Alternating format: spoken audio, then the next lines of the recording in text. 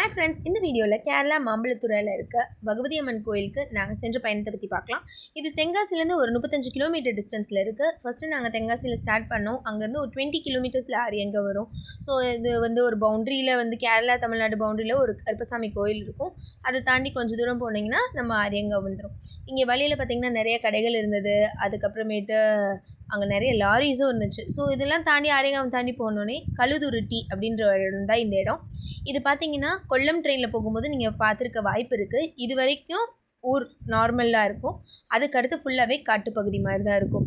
இதில் பார்த்திங்கன்னா கொஞ்சம் தூரத்துக்கு ரப்பர் மரம் தான் இருக்குது.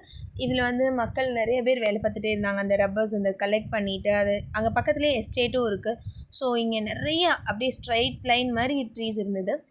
அதுக்கப்புறம் கொஞ்சம் தூரத்தில் பார்த்திங்கன்னா நார்மல் ஃபாரஸ்ட் மாதிரி இருந்துச்சு. ஆனால் அடர்த்தியாக இல்லை. இதுவுமே என்ன சொல்கிறாங்கன்னா, அந்த எஸ்டேட்டை தாண்டி கொஞ்சம் பகுதியில் அனிமல்ஸ் வர சான்ஸ் இருக்குது அப்படின்னு சொல்கிறாங்க. இங்கே வியூஸ்னால் செம்மையாக இருந்துச்சு. எஸ்பேண்டு பயங்கரமாக இருந்துச்சு. இந்த டிரைவிங் புதுசுனா கொஞ்சம் கேர்ஃபுல்லாக போகணும். இல்லை எக்ஸ்பீரியன்ஸ் டிரைவர்ஸ்னால் நிஜமாலே என்ஜாய் பண்ணலாம்.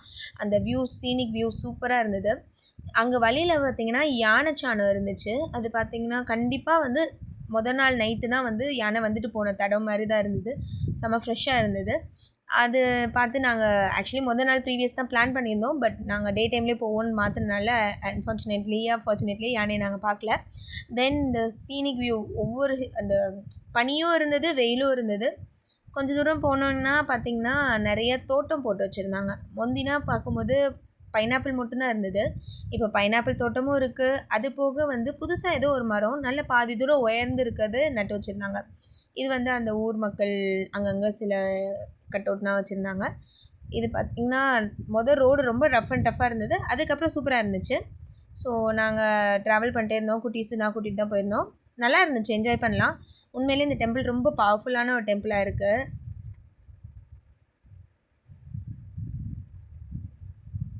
செம்ம டென்ஸ் ஃபாரஸ்ட்டும் இன் பிட்வீன் வரும். பட் டவர் மொபைல் டவர் சுத்தமாக இருக்காது.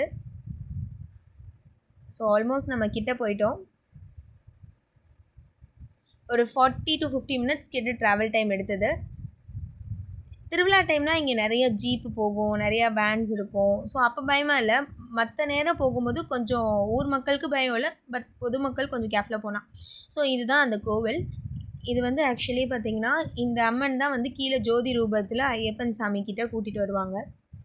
உண்மையிலே அலங்காரம் அமர்க்கலமாக பண்ணியிருந்தாங்க. அந்த சந்தன காப்பு வச்சுருந்தாங்க.